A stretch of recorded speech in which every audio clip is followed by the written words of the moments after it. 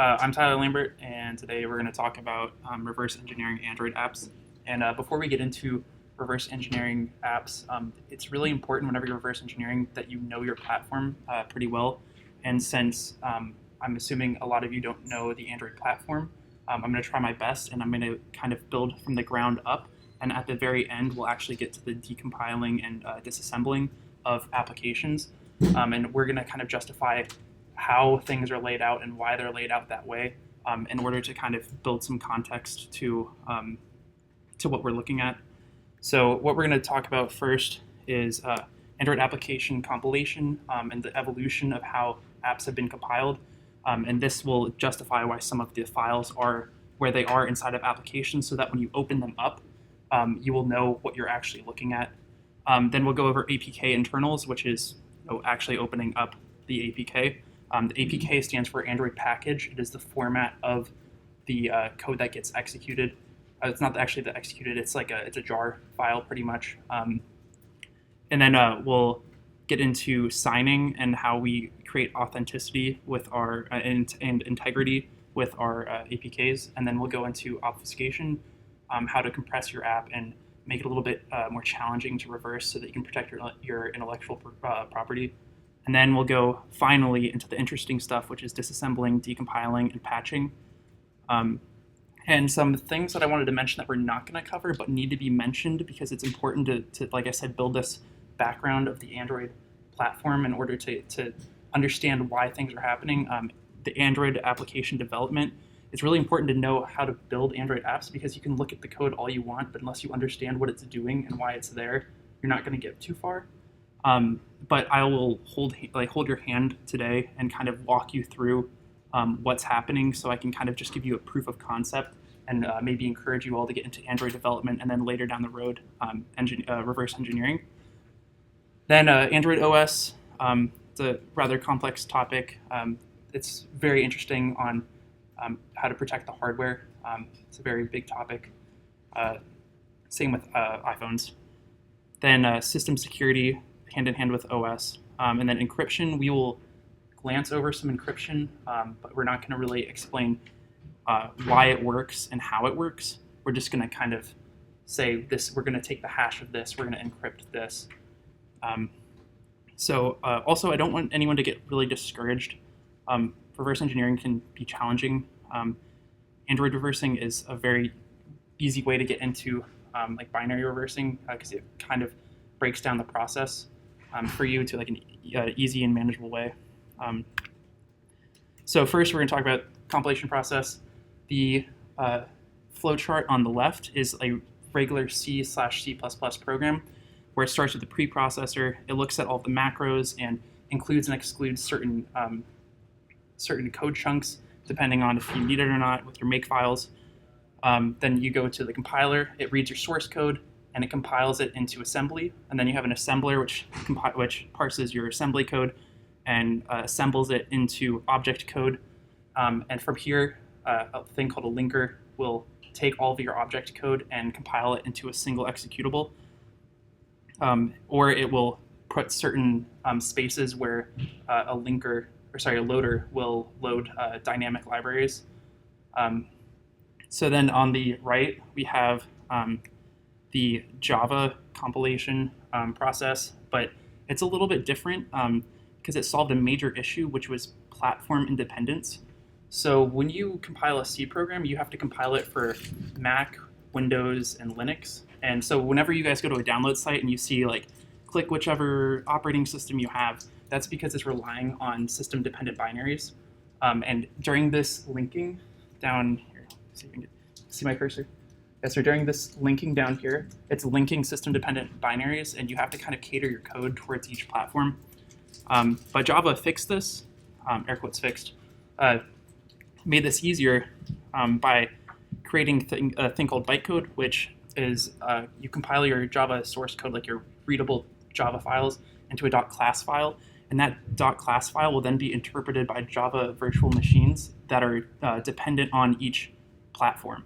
So you have a JVM for Mac, a JVM for Windows, and for Linux, and it does the system-dependent binaries for you.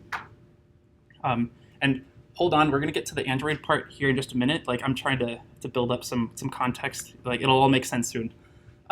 So on the left again, we have the Java compilation process, and then on the right, this is the old Android compilation process.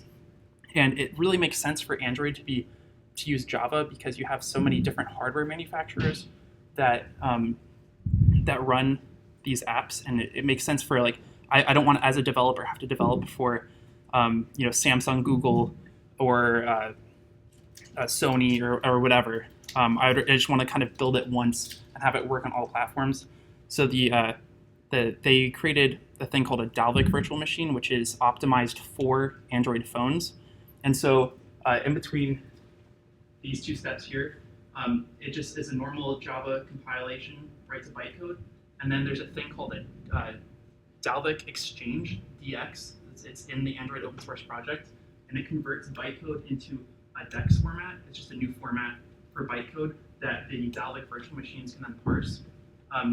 A huge advantage of the Dalvik virtual machine is that it's register-based, which ends up working better with ARM, which in turn saves battery life on your phones, and that's a huge driving market force, especially because a lot of you, if you've had older Android phones, batteries die very quickly, and we'll get into that later as to why.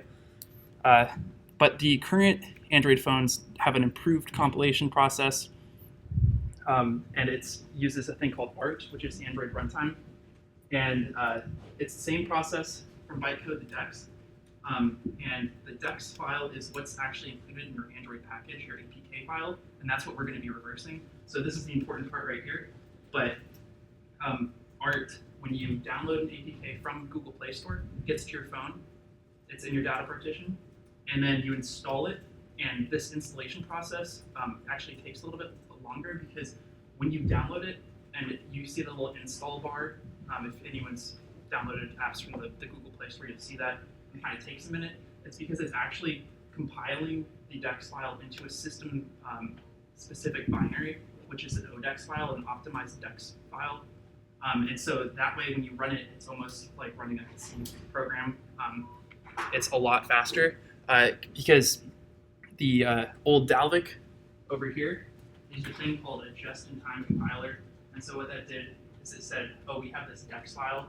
I'm going to leave it as a DEX file because it's compressed, it's small, and storage is an issue because it's like the mid to early 2000s. So when you execute a DEX file, it actually starts compiling it as you run, which is like, a lot of you are probably thinking that's extremely inefficient and it's really bad for battery, which it is, and so that's why ART's such a big deal. All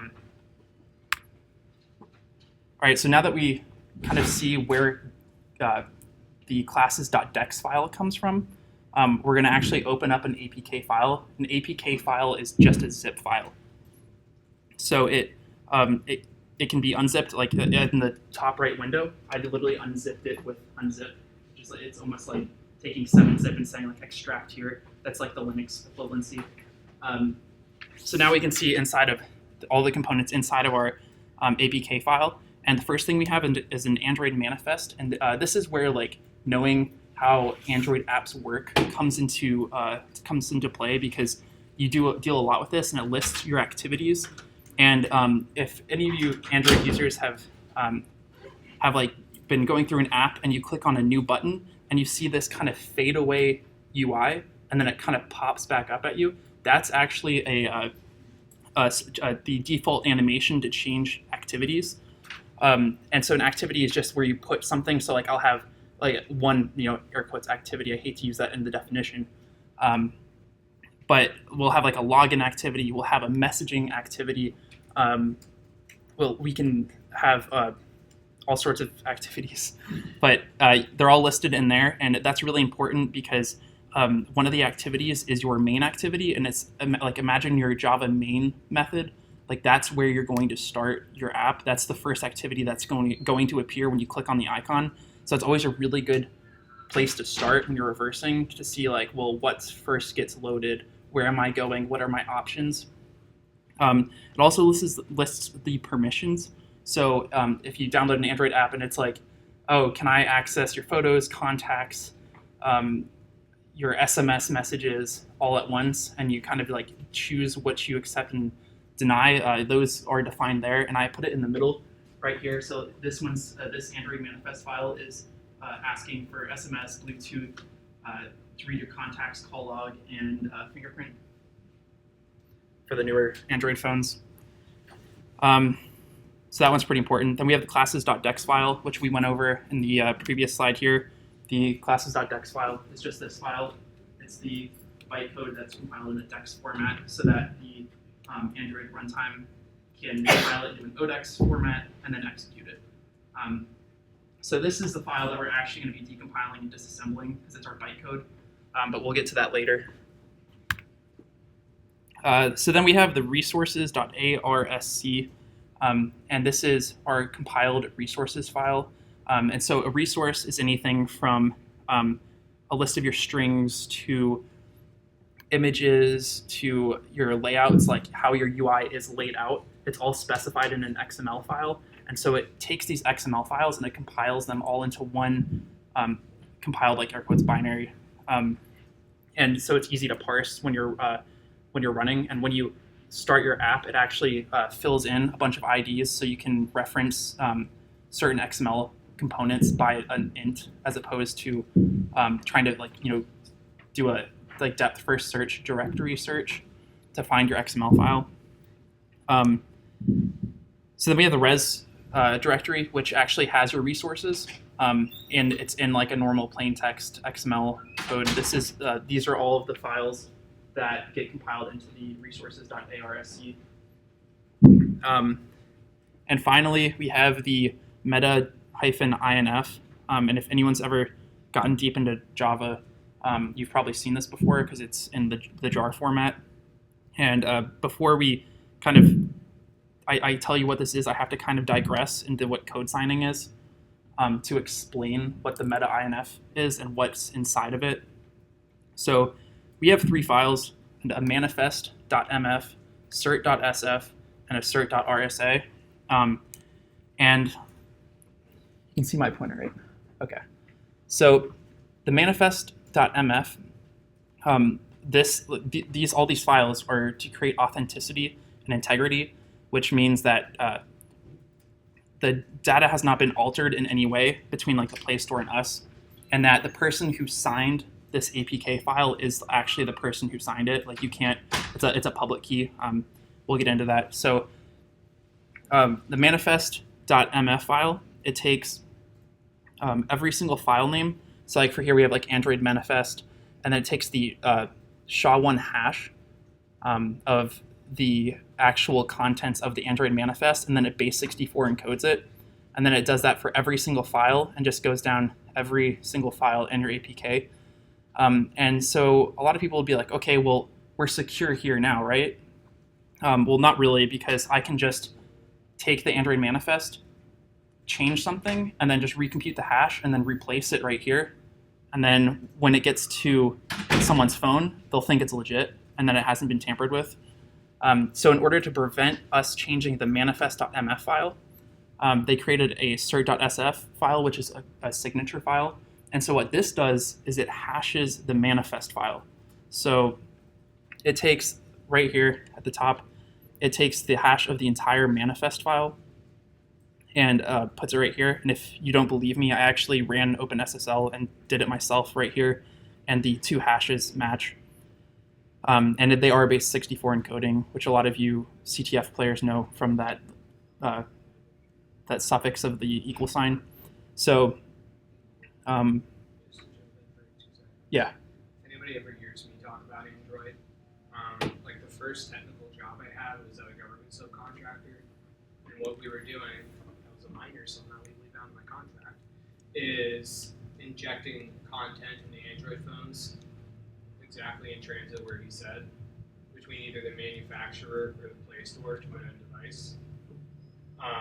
We never were told who our client was, but it was surveillance programs under an authorized contract. So draw whatever conclusions you want there.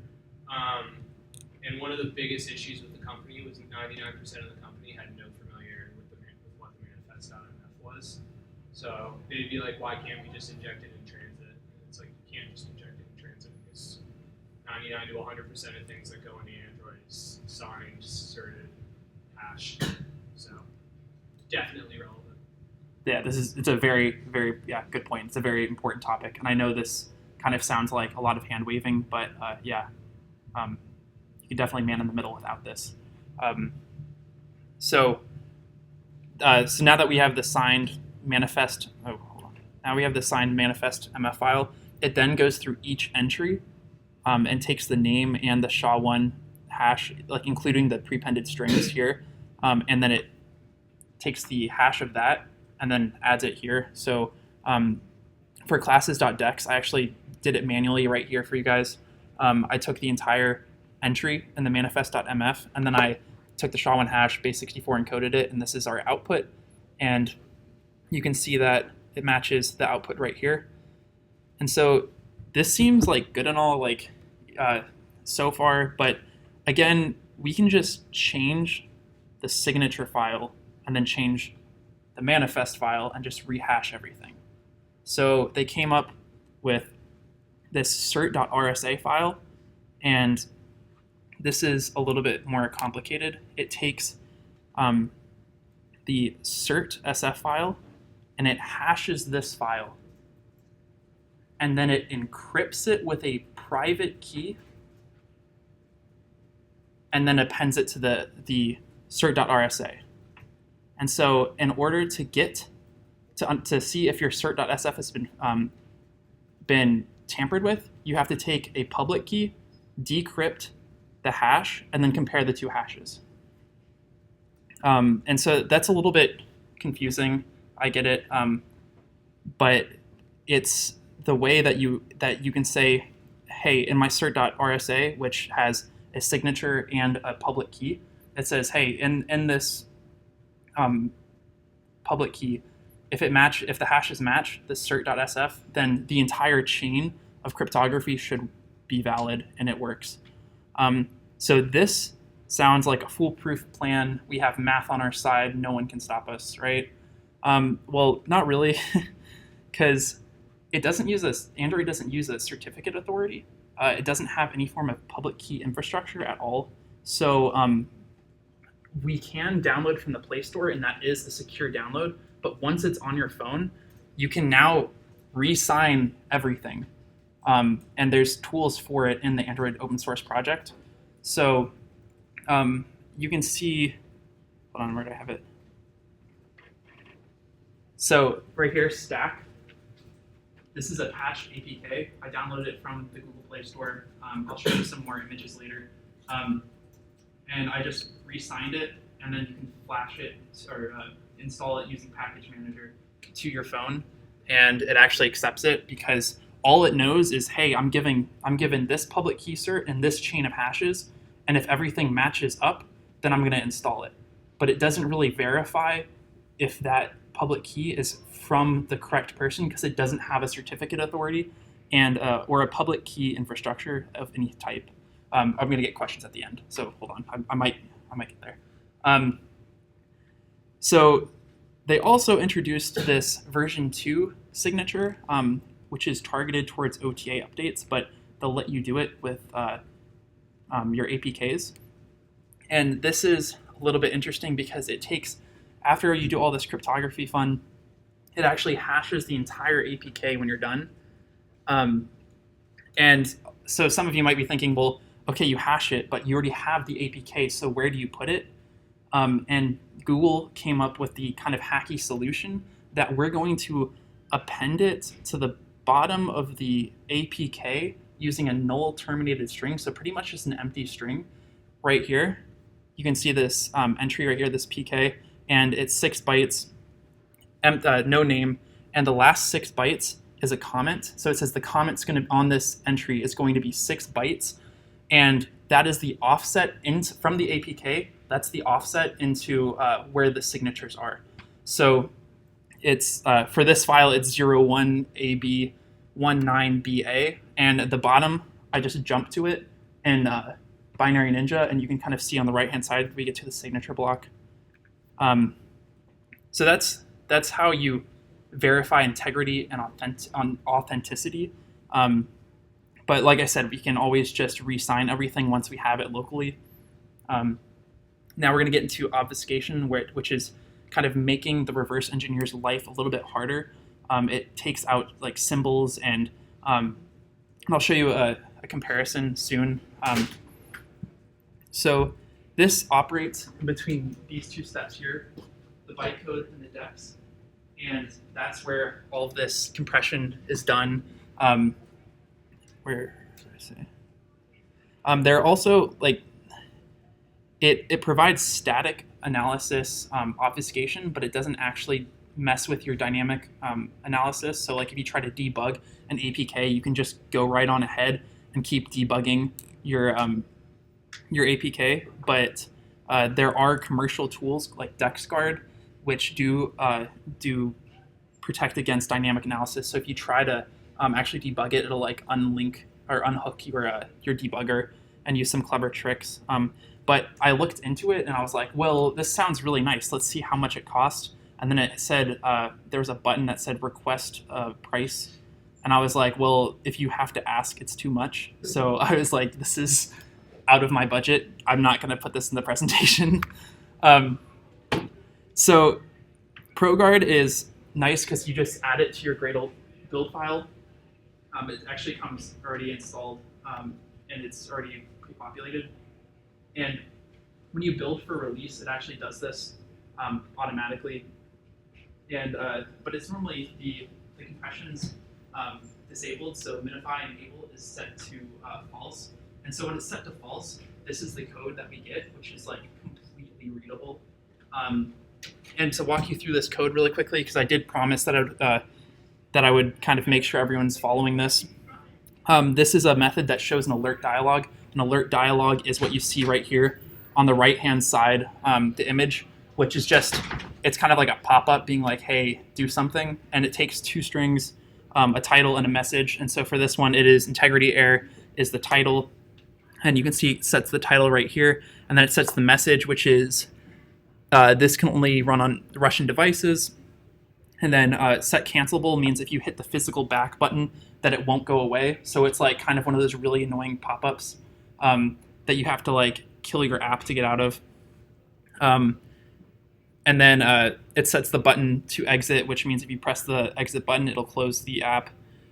And then it shows the alert dialog and then centers the exit button. So that's what this code does. And this is when you don't have your minify on. It's actually set to false. So whenever you build for release, you want to enable it. And you can see here a side-by-side comparison of what actually happens. This alert dialog right here is replaced with the letter B. Like set title is still there because it isn't completely done, but a lot of your local variables are just local A, B, C, and D, and what the decompiler does is it just takes A, B, C, D, and it just keeps going down, and the obfuscator will overload methods too to make this more confusing. So you could have two methods that do completely different things, but they're still going to be called A and just take different parameters. And so it gets really confusing looking at that. But yeah, and this is also a big CTF problem. Like I've seen it before. Google CTF does a lot of these, which makes sense because they own Android. So if you're interested in that, this is you'll almost always see them with min encrypt on, so that you get those A, B, C variables. So now that we have these like variables, we can actually map it using a mapping.txt file. So when you build for release, it creates this mapping.txt file, and it says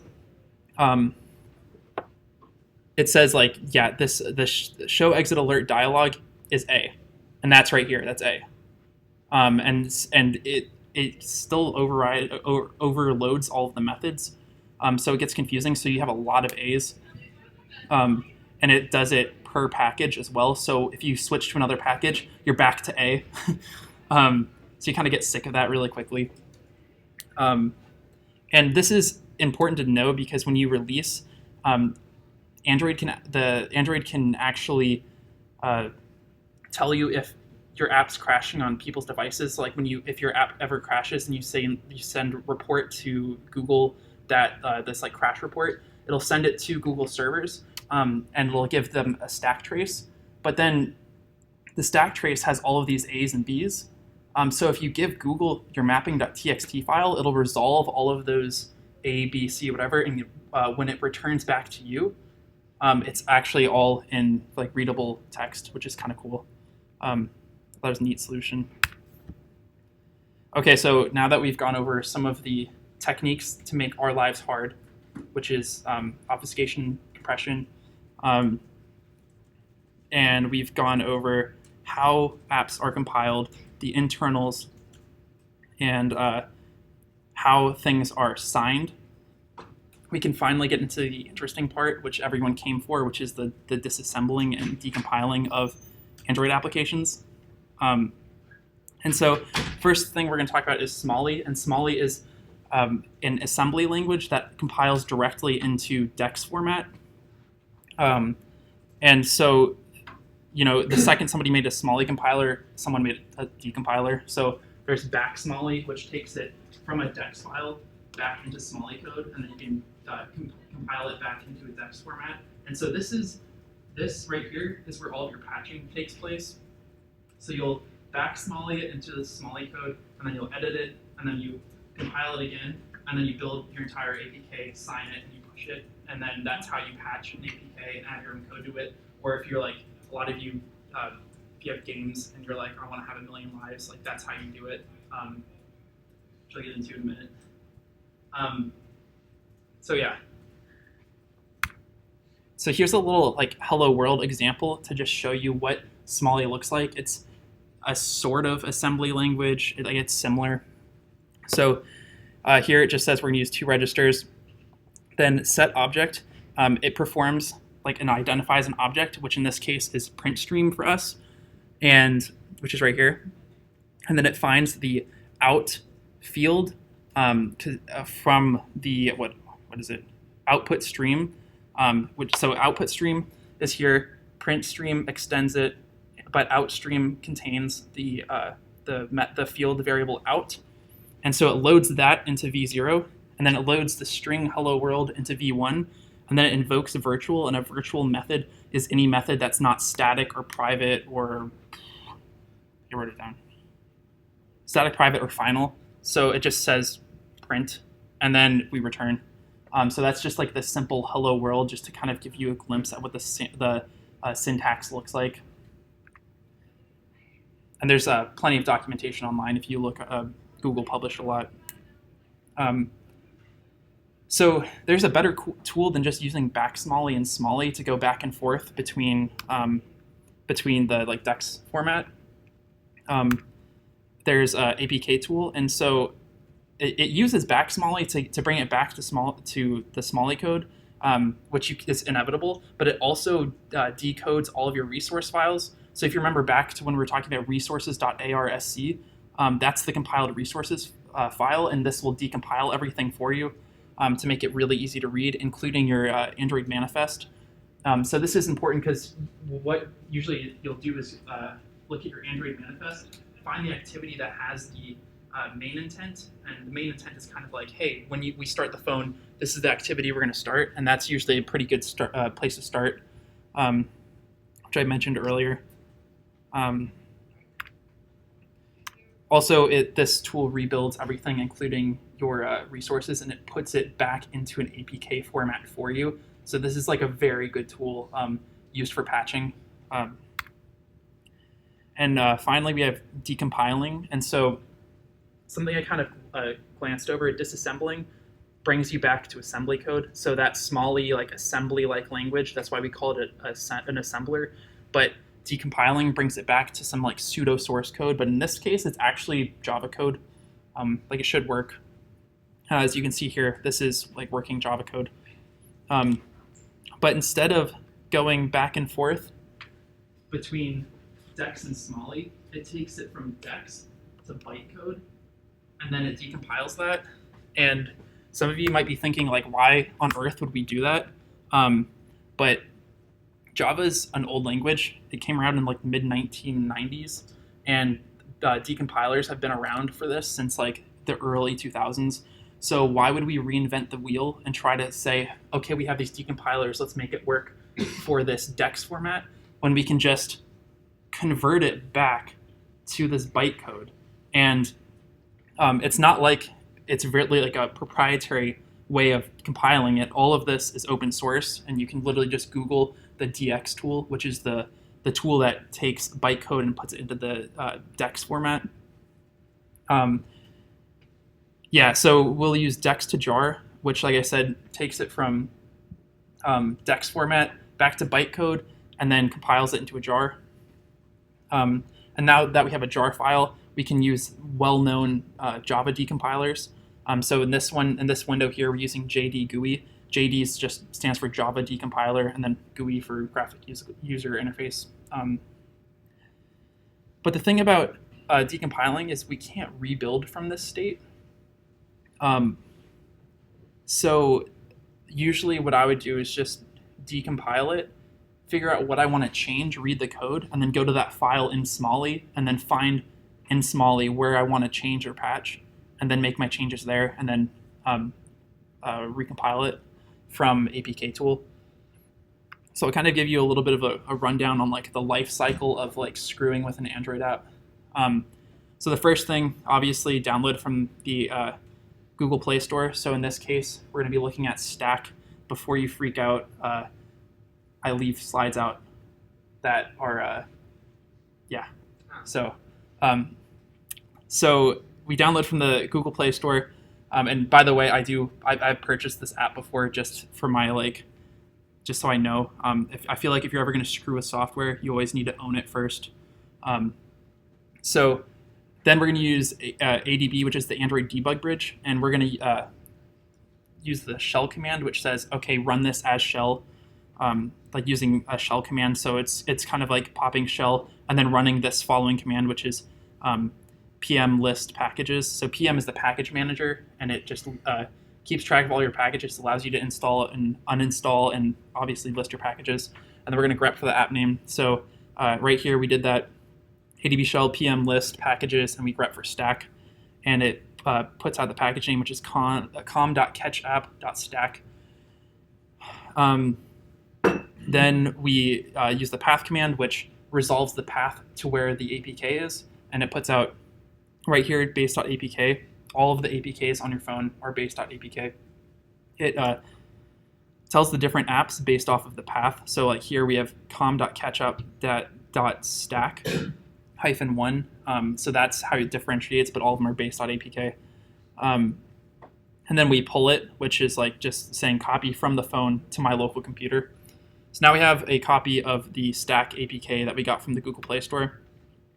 And we're going to use apktool to decode it, and that's the command to do it. And I do it right here.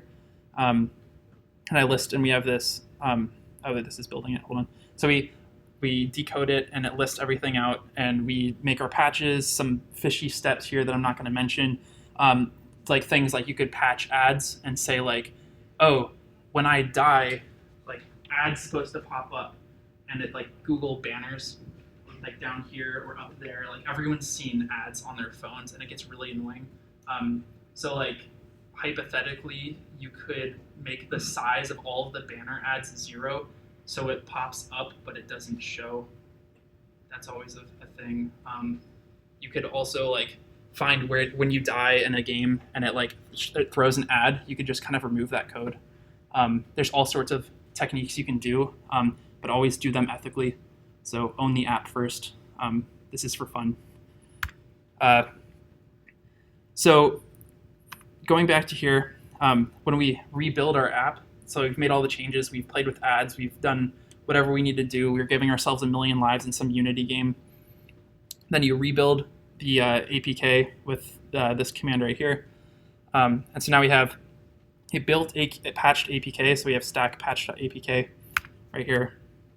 And we need to re-sign it because our meta INF directory, which we talked about earlier, is still all screwed up. So we take my private Java key store, and I use APK Signer literally from the Google open source project. Like it gives it to you, which is really nice. But it gives it to you for legitimate reasons, but you can obviously use it like this when you just patch APKs, and then you say, well, right now everything would fail because all of my hashes would be wrong in my meta.inf file.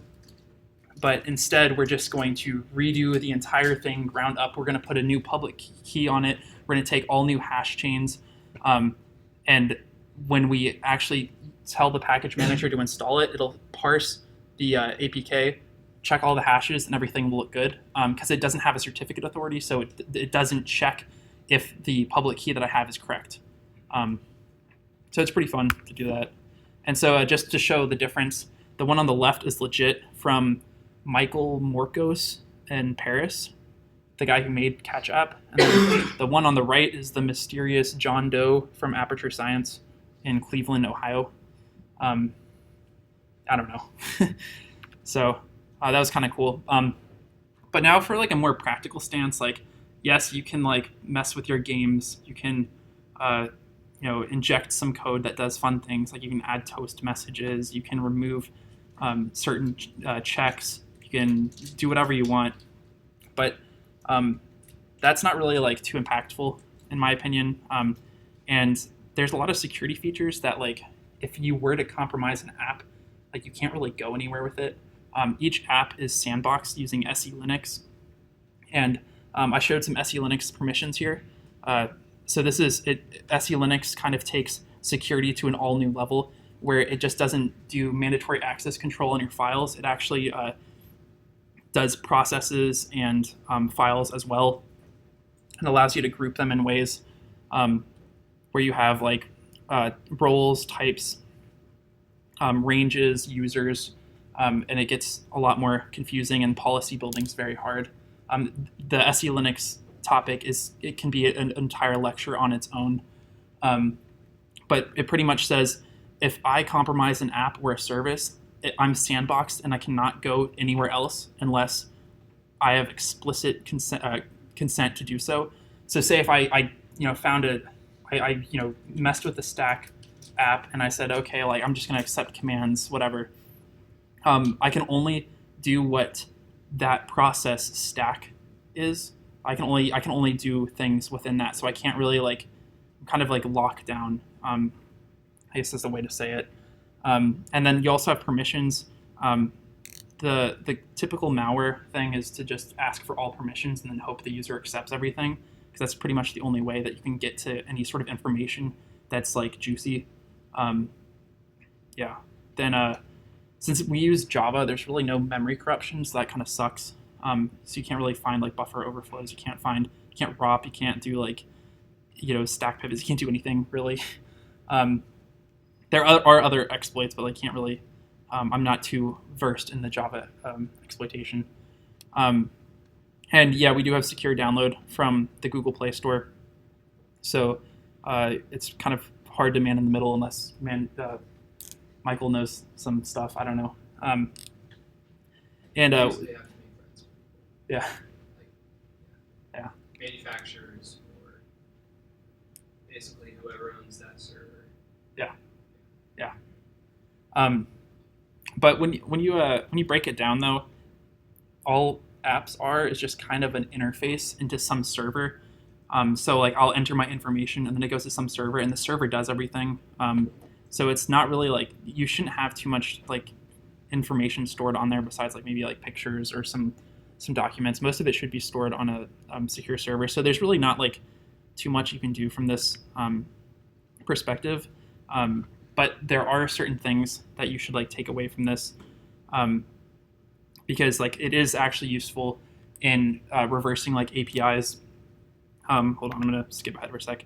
I was like messing around with this IoT device, a Wemo plug, and I was like, wow, I can update the firmware through my app. And I found all sorts of good information, such as like the server that it asks, like it requests the firmware from. And it's always a big deal to get firmware, because then once you have it, you can you want to like understand the flashing process so that you can upload some different firmware. So that's always kind of cool, and you can do it for like web APIs as well. And Android's also like a really easy target because, like I showed you, you can decompile for free. You don't have to pay like 10 grand to get IDA, so it makes things a lot easier. You also this is important because it'll show you some things that can happen when you do publish a legitimate app, and like the kind of things that bad guys can do. I went onto Pirate Bay and I literally typed in Grand Theft Auto, and like here in this image, this is the very first page, and like like 10 down or something is the app, and so somebody just went in there and patched everything so that it wouldn't do any checks. So that's like really bad for people who are trying to like make honest apps, which kind of sucks. You can also use it to like actually audit apps because there are things that can go wrong. It's just not very common. Like people can like steal intents, or if you leave your intents open, like say Facebook was like, oh, I have all of your SMS data, but like I want to work with Messenger, and Messenger can request my SMS data, and I was like, well, let me see if my app can request the SMS data, and if it can, then I can get it through that. But that's really easy to fix and really hard to like overlook when you're making an app. And then another thing is you can also ensure that your applications aren't really taking too much information. So like this snippet up here uses some HTTP client that a guy on Twitter found. Hold on. I'm going to give him a credit. Some guy used the F Society handle from, what is it? What's that show? Mr. Robot, yeah. So that guy, with like a bunch of elite letters, found in this app Citizens Outreach, and it like posts your device name, your phone number, date of birth, gender, all sorts of things, and that's like unethical, especially if like this app is malware. So you have to kind of be careful about that. But we got to that. So that's kind of the crash course into Android reversing, how to patch apps, how to reverse them. And I actually made this is a really in-depth challenge that throws all sorts of like, it throws an alert dialog at you trying to get you to confirm things. It has certain things hidden inside of it, and if you reverse it, you can find all the flags and like put them together. There's 3 flags: reverse engineering, and that include recon, reverse engineering, and patching the APK. And I made like a little context. It's from the show Archer. So you're working for the International Secret Intelligence Service as a reverse engineer. This morning, your team lead assigned you to inspect an Android application found on the phone of a misbehaving agent. It's rumored that this misbehaving agent, Sterling Archer, has been in contact with some KGB spies. Your job is to reverse engineer the application to verify the rumor. So while looking through this application, you'll find all sorts of flags, and like this is an ethical way to practice where you're not like pulling apart games and stuff, which I mean you can totally do if you own it, like go for it, but I just don't upload it to Pirate Bay.